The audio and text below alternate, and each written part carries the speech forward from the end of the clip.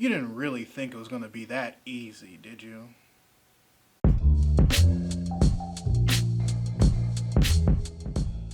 Readers, a long time ago, in a galaxy far, far away, there was an HBO show called Game of Thrones.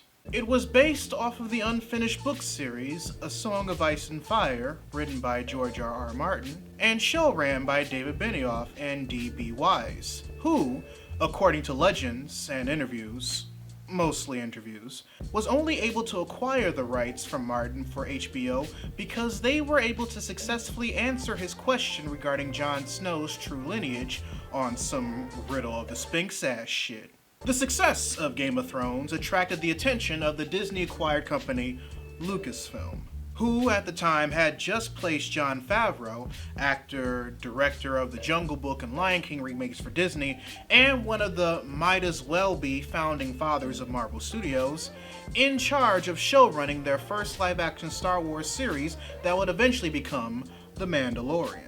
And after finding his work incredibly to their liking on the installment, cemented a deal with Star Wars The Last Jedi director Rian Johnson to write and direct a brand new trilogy of films unaffiliated with the Skywalker saga that he's still making. So during the production of the final season of Game of Thrones back in February 2018, David and D.B. inked a deal with Lucasfilm for them to both write and produce a brand new trilogy for the franchise that would take place before Johnson's own, with the first installment slated to be released in the year 2022. Now, by the time this news came around, a lot of people weren't really happy with the way that David and D.B. were handling things on Game of Thrones, not only because they ran out of source material, but because of a slew of other things as well. So when news got around that they'd be writing and producing their own Star Wars trilogy, a lot of people, me included, weren't really happy to hear it. And that's when we fast forward to August of 2019 after the final season of Game of Thrones aired. And we find out that after a competitive battle between multiple companies, David and D.B. signed a multi-film and TV deal with Netflix that's worth over $200 million that would be the next thing they would focus on after their Star Wars trilogy. Yeah, you heard that right. They signed a $200 million deal with Netflix, and they were still going to work on a Star Wars trilogy. But all that changed in October of 2019, when, according to Deadline, David and D.B. revealed that they were stepping away from working with Lucasfilm and their Star Wars trilogy to focus on their deal with Netflix. We'll come back to that later. So, while the December 2022 release date Lucasfilm initially scheduled for David and D.B.'s first installment of their new trilogy can easily be changed and isn't set in stone for the company, I like to play a game. A game where, for the sake of convenience, we pretend that this 2022 date is set in stone, and that Lucasfilm needs a replacement storyteller for this new trilogy that will come before Johnson's own. Who do I believe should take up the pen and write this new trilogy in their stead? Not produce or direct. Kathleen Kennedy has proven that those two can be easily remedied, but write. Well, three immediately come to mind. One would be Rebecca Roanhorse. She's a Black Native American who wrote Trail of Lightning, the first installment of her Sixth World book series back in 2018, which was nominated for a 2018 Nebula Award for Best Novel, with the second installment, Storm of Locusts, released April of 2019. She's also written the book Race to the Sun, which is part of Rick Riordan's Percy Jackson Deity Universe imprint, and wrote the upcoming tie-in novel to Star Wars Rise of Skywalker, Star Wars Resistance Reborn, slated to be released November 5th, so she's already worked with Lucasfilm in tandem. She has a bachelor's in religious studies from Yale, a master's in theology, and has won and been nominated for various Hugo, Nebula, and Locus Awards for her writing. Another would be Ken Liu. He's a Chinese-American author who has written multiple short stories and the two-part fantasy epic Dandelion Dynasty, consisting of The Grace of Kings, which won the 2016 Locus Award for Best First Novel, and The Wall of Storms. Like Rebecca, Ken has also written for Star Wars, with his short story, The Sith of Datawork, part of the A Certain Point of View collection of short stories that was published in celebration of the 40th anniversary of Star Wars Episode 4, A New Hope. He has also won the 2013 Hugo Award for his short story, Mono no Aware, and translated the Chinese novel The Three-Body Problem for English readers, which was the first translated novel to win a Hugo Award for Best Novel. My personal favorite, however, is Nnedi Okorafor. She's a Nigerian-American author of both child and adult sci-fi and fantasy, has a master's in journalism from Michigan State University, and a master's in English from the University of Illinois, Chicago. She's written for Marvel Comics multiple times, taking over writing duties from Ta-Nehisi Coates on Black Panther, writing for Wakanda Forever, and most recently announced a Shuri solo series with issue 1 currently available on print and digital. She's currently co-writing the screenplay for the film adaptation of Octavia Butler's Wild Seed, starring Viola Davis for Amazon Prime, and her first adult novel, Who Fears Death, which won the Carl Brandon Kindred Award for an outstanding work of speculative fiction dealing with race and ethnicity in 2010, and the World Fantasy Award for Best Novel in 2011, has been picked up by HBO to become a TV series, with George R.R. Martin himself serving as executive producer. Now, you may be wondering to yourself,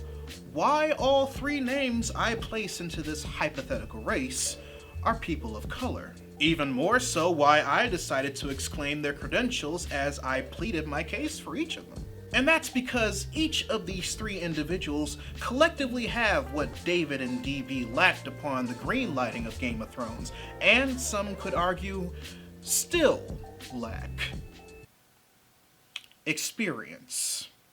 You see, on October 26, 2019, David and D.B. attended the Austin Film Festival as guests and participated in a Q&A panel regarding their time working on Game of Thrones, which was live tweeted by user Needle and Pen.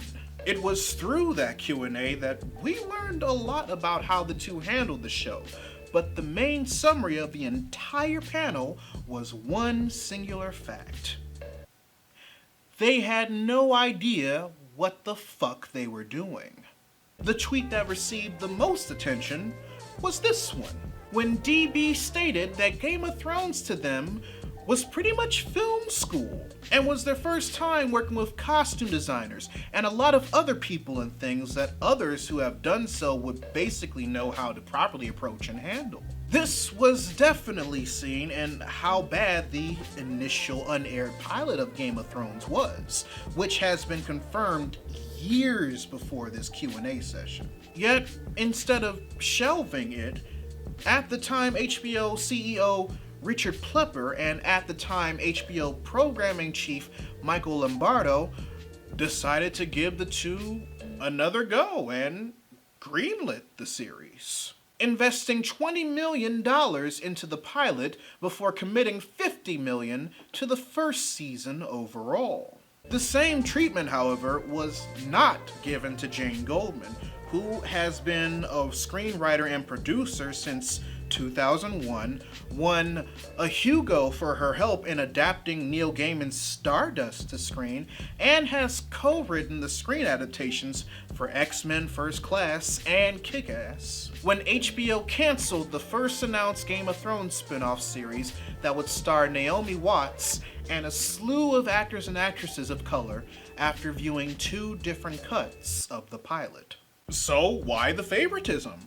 Why was the Game of Thrones prequel pilot by Jane Goldman, who has almost 20 years worth of professional experience under her belt, passed on by HBO, but the awful pilot of David and D.B., two individuals who recently admitted to having no experience in running a show, not only stay the showrunners of the series after their awful pilot, but given a $20 million rehaul for it while they filmed the first season.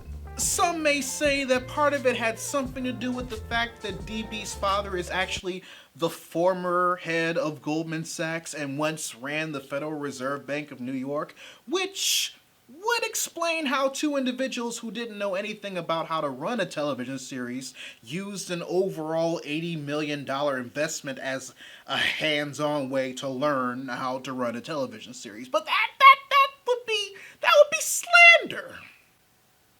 It's also a huge coincidence that David and D.B decided to pull away from their Star Wars trilogy over at Lucasfilm days after all of this information regarding their time on Game of Thrones became available to the public. No, they really have to be gung-ho regarding their upcoming projects over on Netflix. Readers, I'm not crying over the loss of David and D.B's involvement in the Star Wars universe because it was not deserved. The way I see it, a slot that was previously and easily acquired by two individuals that have gotten where they were by none other than various assortments of privilege, and have allowed that privilege to make them believe that they've not only actually done something, but are now competent in the industry that they were able to buy themselves in, is now open for someone like Rowan Horse, like Lou, and like Okorafor, who actually has the experience, has the credentials, and a dedication to the craft industry and company, and someone who normally wouldn't be given said opportunity despite said experience, credentials, and dedication because of the various types of marginalization that currently exists. With the exit of David and D.B from Star Wars, Kathleen Kennedy once more has the opportunity to not only bring proper balance to the Force, but also assure that it's with all of us. But I digress, readers. Your homework assignment for the day. Write in the comments section below who you would want to see create a brand new Star Wars trilogy. And if you just so happen to be someone who got upset because I utilized the topic of this video to talk about the effects of overprivileged white dudes in modern day society taking up spaces for women and minorities who are just as capable of doing the job but aren't given the opportunities to do so because of said statuses, then you are who I made this video for. Also, cry more, bitch. If you want to help financially support the channel, you can join my Patreon by clicking the card at the end of the video or in the link in the description down below, where you can also find a link to my merchandise store. Or if you prefer to give a one-time donation, you can find links to my PayPal and my Ko-fi account in the description box as well. Also, make sure you subscribe to the channel and turn on notifications, because I post new videos every Monday, Wednesday, and every other Friday. But until then, this is Readus 101. Class dismissed.